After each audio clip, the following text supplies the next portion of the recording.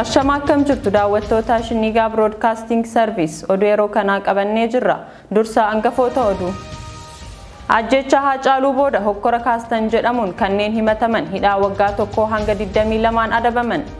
Miidiyaan naannoo Amaaraa qe'ee Oromoo Walloo gubateen kiyya jedhee gabaasaa jiraachuun beekame.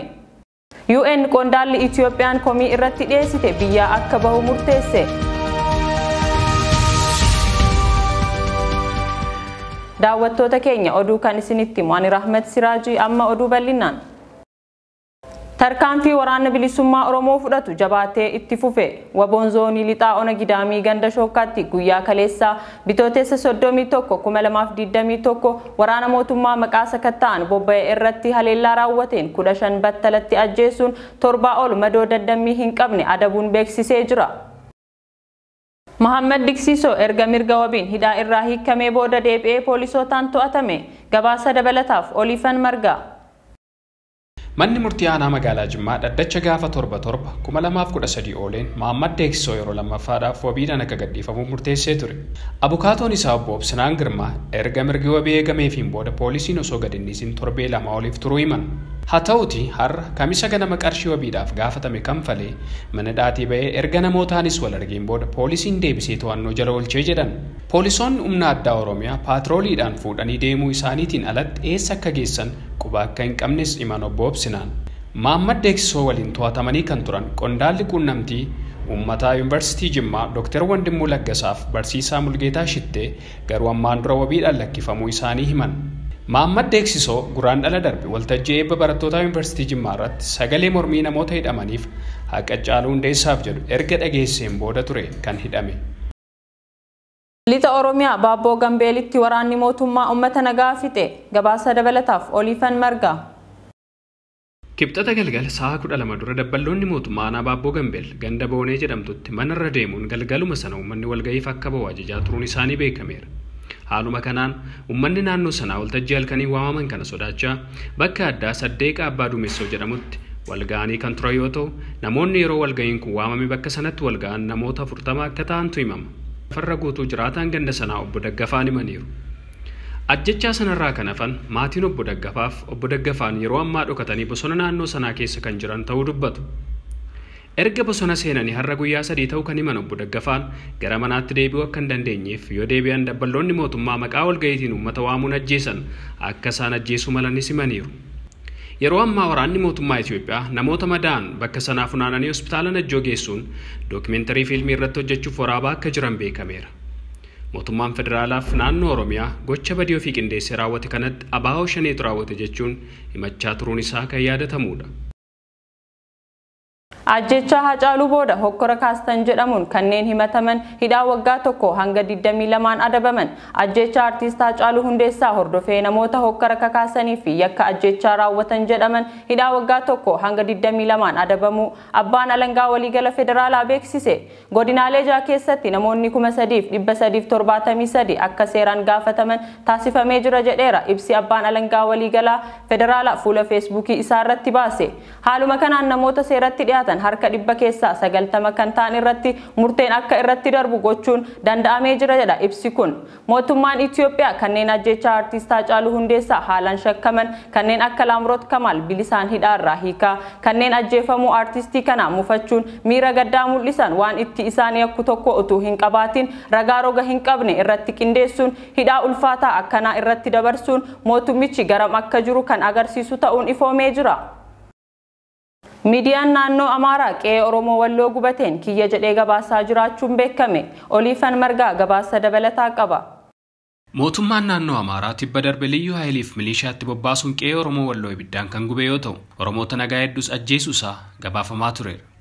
Kanuma hordofee aanaa tokko qofaa keessatti manneen qotee bulaa 815 ol ta'an kan gubaman yoo ta'u namoonni 67 ol ta'an lubbuu dhabanii danuun ammoo madaa'aniiru. Haa ta'u malee mootummaan naannoo Amaaraa badii humna badii bobbaaseen raawwate kan ukkaamsuuf jecha qe'ee Oromoo Walloo barbadaa'e akka waan kan saateetti miidiyaa naannoo isaa irratti tamsaasuun afaan faajjii geggeessaa jiraachuusaa Oromoonni Walloo naannoo taateen kun uttumame himaniiru. Akka fakkeenyaatti Walloo ganda wasan qurqur keessatti qabeenyaaf bu'uuraaleen misoomaa hedduun kan barbadaa'e yoo ta'u mootummaan naannoo Amaaraa taatee ganda kana akka waan naannoo isaa keessatti raawwatametti gabaasaa jiraachuun beekameera. Itti dabaluun Oromoonni Walloo naannoo sana jiran qaamni dhugaa baruu barbaade akka isaan qunnamuun odeessa barbaachisu argachuu danda'u dhaamaniiru. Abbaan alangaa waliigala Itoophiyaa mana murtiitti waamame. Gabaasa dabalataaf Oliifan Margaa. Dhimma yaalaa obbo Baqqalaa Garbaa wal qabate abbaan alangaa waliigalaa Dr. Geediyoon Timootiyoos mana murtiitti akka dhiyaatan ajajamuusaa bukaatonni hidhamtootaa obbo Kadir Bulloo himaniiru. Dhaddacha bitootessa tokko bara 2021 ooleen obbo Baqqalaa Garbaa hospitaala Laandmaark geeffamoo osoo qabanu garee maafiyaan daandiin itti cufamee butamanii gara hospitaala Polarization akka geeffaman dubbatanii turan. Kun akka ta'uuf xalaa kan barreessan immoo abbaa alangaa waliigalaa akka ta'an Dr. Geediyoon Timootiyoos ta'uu dhaddacha irratti dubbatanii turan. Dhaddacha kaleessaa irrattis abukaatowwan himatamtoota ajaja manni murtii olaanaa federaalaa kenne mana murtiitiin dhorkaan osoo irratti hin kaa'amin abbaan alangaa waliigalaa Dr. Geediyoon Timootiyoos xalaa barreessuun obbo Baqqalaan gara hospitaala Polarization akka geeffaman taasisuun isaanii sirrii akka hin taane mana murtiitti dubbachuu isaanii abukaatoon himatamtootaa kun hima. Kanaaf qaamni kun mana murtiitti dhiyaate sababa maaliitiin akkas akka godheef ajaja mana murtii maaliif akka irra darban dhiyaatanii haa hubachiisan kan jedhu gaafannee turre. Ajajni kennames Dr. Geediyoon Timootiyoosiif Komishinar Jamaal Abbaasoo dhiyaatanii sababa ajaja mana murtii irra darbaniif haa ibsan kan jedhudha jechuun obbo Kadir himaniiru. Hooggantoonni olaanoo waraana Itoophiyaa fi Eertiraa helikoophteraan gara Tigraay imalan jedhame. Hooggantoonni olaanoo waraana biyyoota lameenii wal ta'uun gara Tigraay kan imalan yoo ta'u, imala boodas magaalaa Tigraay bakka Miiraaq jedhamtutti Saamree fi Sokotaa jidduu argamtutti akka qubatantu himame. Hooggantoota kana keessaa ajajaan waliigala waraana Itoophiyaa Meejor Jeneraal Birhaanuu Juulaa fi hooggantoota olaanoo waraana Eertiraa dabalateeti jedhame. Namoonni biyya alaa irraa ta'an torbas isaan waliin achitti akka argaman ibsamee jira. Namoota biyya alaa irraa achi turan keessaa 3 bakkicha kan gadhiisanii deeman yoo ta'u 4 ammoo ammaayyuu achuma akka isaan waliin jiran ibsamee jira. Sababni achi turuu isaaniif torbee kana waraanni haalaan jabaatee waan itti fufeef deeggarsa suuraa saatalaayitii fi meeshaalee argama waraana Tigraay mul'isaniin akka deeggarsa godhaniif ta'uun ifoomee jira. Mootummaan Itoophiyaa tarkaanfii TPLF irratti fudhateen lolli naannoo Tigraay keessaa goolabamuu afaan guutee dubbatus hanga har'aa lolli jabaan naannichatti adeemsifamaa akka jiru gabaafamaa jira.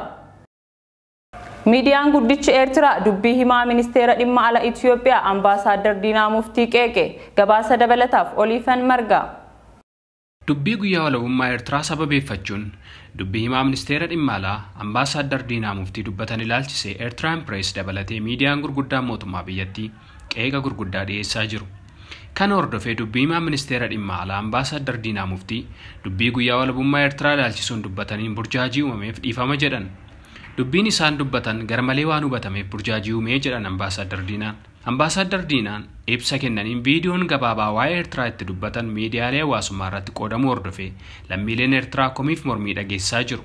Jechi dubbii himaan kun dubbataniif dubbii ijoo ta'e lammiin Eertiraa tokko tokkoon otoo gaafatame guyyaa Itoophiyaa irraa gargar itti ba'an hin kabajan hin jaallatanis gama Itoophiyaanis miira wal fakkaataatu jira. Eertiraa wajjin miti biyyoota hollaafa wajjin iyyuu otoo tokko taanee dansa ture kan jedhudha. Embassy United States Eertiraa jiru gama isaatiin guyyaa walabummaa Eertiraa kana deeggaree barreesseera. Barreeffamni Embassy US kun lammiileen Eertiraa walabummaa qabsoo hadhooftuun argatanitti ni boonuu jedha. Guyyaa dhaloota Eertiraa arguuf fedha akka qabus ibseera. Mootummaan Eertiraa fi Itoophiyaa michuu walii ta'uun sarbama mirga namoomaa hedduu Itoophiyaa keessatti raawwataa kan turaniif jiran yommuu ta'u, yeroo ammaa garuu dhiyaannaan lameen isaanii jidduu jiru haala gaarii irra kan hin jirre ta'utu odeeffamaa jira. Oduu biyya alaatiin viidiyoon haaraa wayita George Floyd poolisoota kadhatu mul'ise. Gabaasa dabalataaf Oliifan Margaa. Viidiyoon haaraa yeroo George Floyd ani nama hamaa miti jedhee poolisoota kadhatu mul'isu mana murtiitti agarsiifame. Viidiyoon kun kan ba'e guyyaa 3ffaa dhaddacha himata ajjechaa poolisii duraanii Derek Chauvin geggeeffamaa jiru irrattidha. Viidiyoo kana irratti George poolisoonni akka isa hin miineef kadhachaa ture. Dabalataanis Chauvin jilba isaa morma George irra daqiiqaa 9 oliif kaa'ee akka ture viidiyoon kun ni agarsiisa. Bara 2020tti ajjechaan George addunyaa maratti jibba sanyummaaf gara jabinaa poolisii irratti mormii guddaa kaasee ture. Derek Chauvin ganna 45 himata ajjechaa irratti dhiyaate haaleera.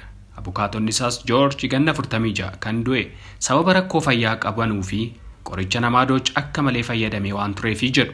Akkasumas humni sarratti fayyadamame barbaachisaa ture jedhanii falmuuf akka jedhan mul'isaniiru.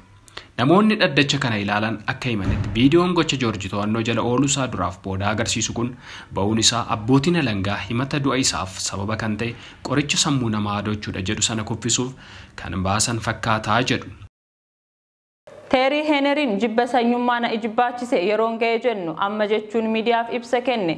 Taphataan sarara dura Arseenaalii fi Faransi kan ture Teerii Heeneriin nigaa jechuun jibba sanyummaa miidiyaa hawaasummaa irraa balaaleffachuun tarkaanfii fudhachuuf akka murteesse hime. Namni umrii waggaa 46 Heeneriin torbaan darbe sababa jibba sanyummaa fi qoccolaatiif jecha miidiyaa hawaasummaa fayyadamuu akka dhaabu beeksisee ture. Rakkoon isaa callisee bira darbuuf garmalee hamaadha jedhe. Yeroo itti tarkaanfii fudhannuudha jechuun Heeneriin wixata sagantaa BBC News Night irratti dubbatee jira. Wantoonni ani istaadiyeemotaa fi daandii irratti dhaga'aa ture caalatti gara miidiyaa hawaasummaatti dhufaa jiru. Keessumaa hawaasa koo fi ispoortii ani hedduu jaaladhu kubbaa miilaa keessatti dhufaa jira jechuun dubbate. Daawwattoota keenya xumura irratti beeksisa gabaabaa qabna.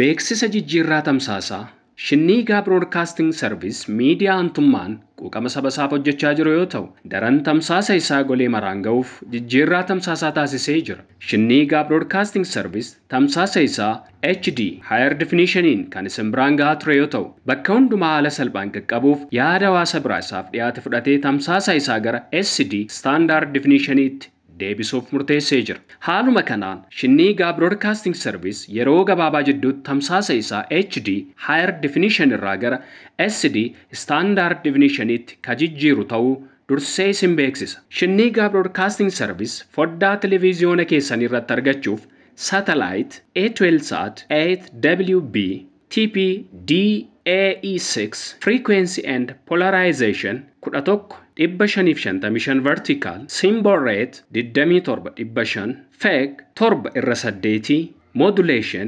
DVB-S Receiver keessan irratti fe'achuun daawwachuu dandeessu. Shinniigaa Broadcasting Service miira uummataa. Daawwattoota keenya oduulee sa'aatii kanaaf jenne kan hanga ammaa turanii qophiilee Shinniigaa waliin turtii gaarii.